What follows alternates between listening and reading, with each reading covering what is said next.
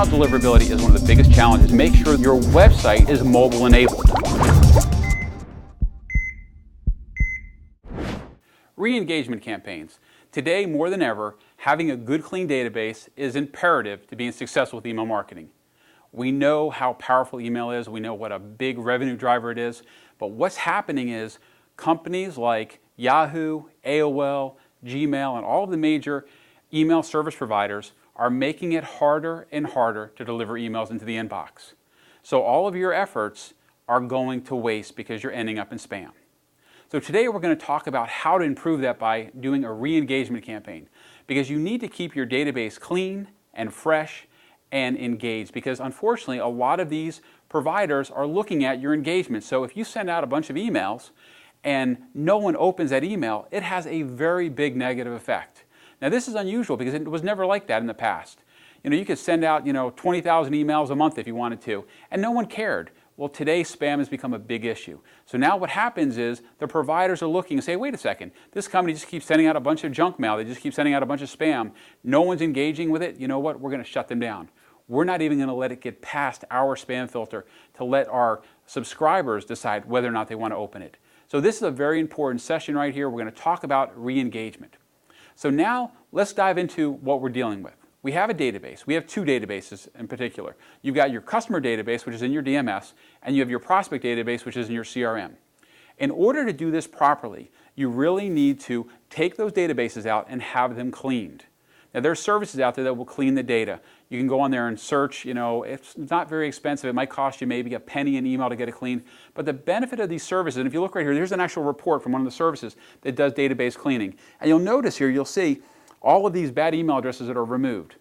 What we are finding is that 20% on average of your data in your DMS and your CRM is bad. And it's important that you pull that bad data out. So now once you have your data clean, what you need to do is put it into an email system. Don't do it through your CRM, because your CRM is not going to provide you the type of information you need. So this is not one of those things that you can take and just kind of fly by the seat of your pants. And a matter of fact, I'm going to put a document in the resource section that will actually walk you through the steps, because if you do this properly, you're going to see a huge bounce and increase. When I say a bounce, a good bounce, increase in the amount of people replying to your emails and much better inbox placement moving forward. So once you have your database cleaned, you've gone through and you've done the service. You notice here, some of these things over here called spam traps.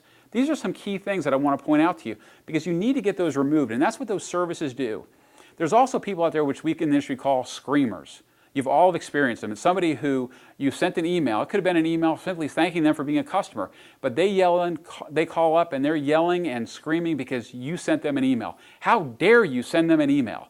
Well, those are screamers. And one of the nice things about these services I'm talking about, they remove all of the known screamers, because they really are a problem. Because if you get a screamer, they're going to report you to every agency, and they're going to yell and scream and cause all kinds of problems. I actually had someone call up one day and actually had my receptionist in tears. And I picked up the phone. I said to the guy, what did we do? Why are you so upset about this? You sent me an email. I said, well, can you tell me what the email said? And he said, well, it was for a 1995 oil change. I'm like, you're yelling at us over a 1995 oil change. Did you buy a car from that dealership? Yes, I did. Well, then why, if you didn't want an email from them, why would you give them your email address? And he just kept yelling. But so there's people out there in this world that are just unhappy. So if you're going to be in email marketing and doing this properly, be ready. You're going to have some screamers. The nice thing about what I'm teaching you today here is that you're going to be able to remove a lot of those problems and make your whole system more powerful, more beneficial, and is going to sell you more cars. So getting back to what I was talking about. Now that you have all of the data cleaned, you go out there and you need to find a service provider. I will tell you, for the most part, Constant Contact will not work for you. But there's companies like MailChimp and YesMail and ListTrack. There's all of these different companies. Just do a Google search for an email service provider. This is a company that is going to send out your emails for you. Why you want to use a company like that is this. They're going to be able to provide you some very important data. They're going to be able to tell you how many people open the emails, in some cases how many people actually read the email, and then how many people click through. Because those are the things that we need to know to determine if somebody is engaged or if they're dead.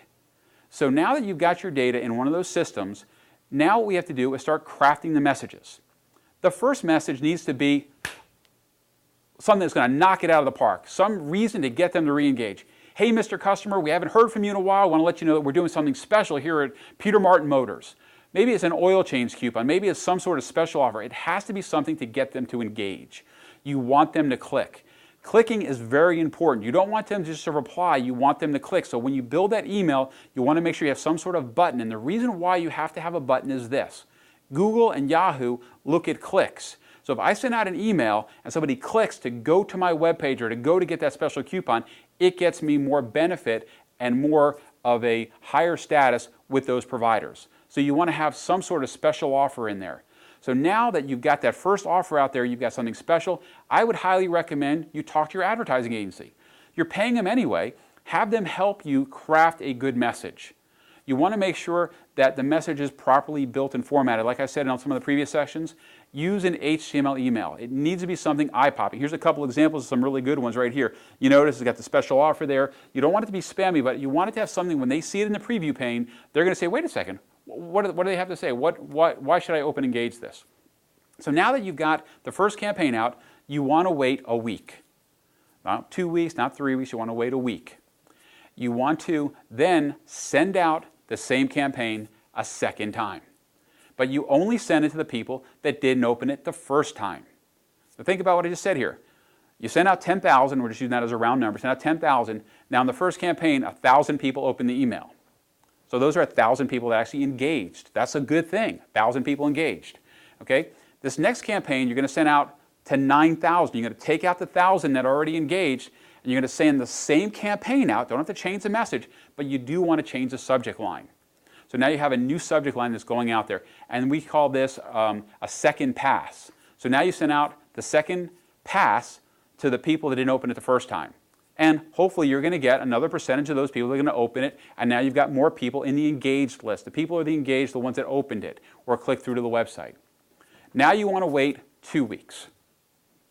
You wait 2 weeks, and you send out another email campaign. Now this email campaign needs to be a little bit more aggressive. Maybe you go back and you say to them, hey, Mr. Jones, sorry we missed you, we haven't heard from you. We have a couple exciting things happening here at XYZ Motors, but it needs to have an even better offer. You did the first one, it was a $19.95 oil change, it was pretty good. Maybe this one needs to be even more aggressive. What I like to do is a complimentary safety inspection. Think about this. 78% of your customers out there in service are women. Women are very safety conscious. So now you go out there and you're reaching out to this audience and you're offering them a complimentary safety inspection. Depending on what time of the year it is, maybe summer's right around the corner. Maybe you offer them a complimentary AC service.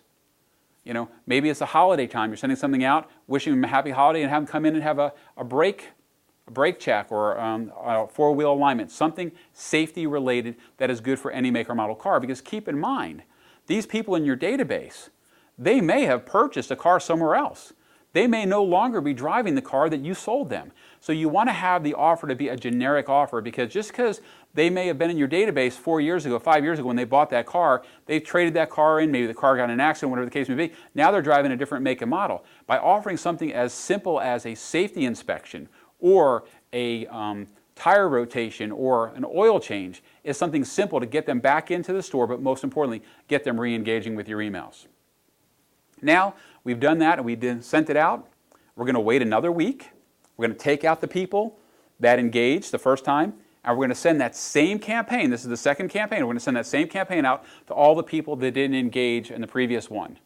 But we are going to change the subject line. So now, all in total, we have sent out 4 campaigns. 2 of them, okay, were unique, but each one of those had a resend with it with a new subject line.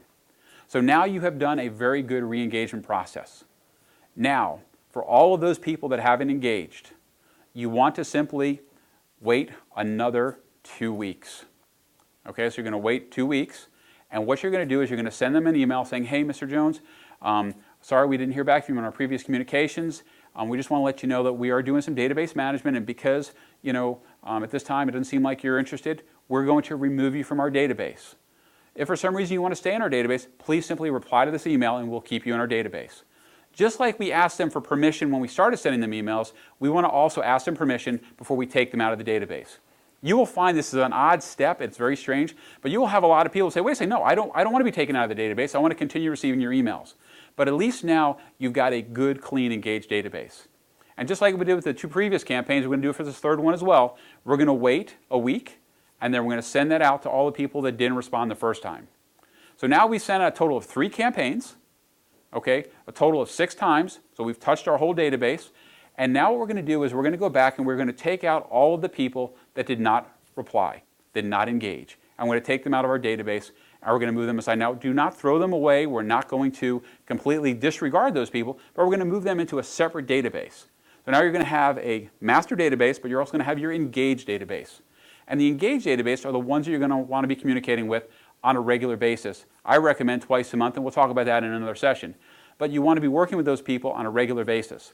The other people, you want to maintain them and keep them in your database, but perhaps you may want to have your BDC make some phone calls to those people and update their email address. Make sure you have a correct email. But you want to market to those people on a less frequent basis, because the email providers are going to see that you're doing database management. But what's exciting about this is the emails that you're sending out, you're going to get much higher response rates, much better engagement, and ultimately you're going to sell more cars, because 2 things are going to happen. Because you're getting higher engagement and better inbox placement, you're going to have more people seeing your messages. The old days of just sending out a lot of emails, the old spray and pray method, does not work anymore. It's actually counterproductive. And in our session that we talked about with Gmail and the problems with Gmail, if you remember, I talked about footprinting. And footprinting is a big problem with a lot of dealers, especially if you're using those third-party spamming services that are out there, which I highly recommend you be very careful when you're doing stuff with them. But you need to be really focused on this, because as you're sending out these emails, you're getting better inbox placement, you are going to see a big improvement in your overall email deliverability. Now, we've gone over a lot of information in this section. There is going to be a document I'm going to put into the resource session that will take you through the steps and give you some advice on how to do those, how to pick those services, what you should be looking for, what to be careful of. But there are some questions, so take a few minutes to answer the questions. And if for some reason you missed the segment on Gmail, I recommend that you take a few minutes, go back to the session I did on Gmail and the importance of making sure that your emails are getting delivered into Gmail, because if you miss that section, that's a very important section to understand, because what Gmail is doing with footprinting, it will cause you a huge problem moving forward when it comes to email marketing. This is Peter Martin, the Web Doc. Looking forward to seeing you on the next session.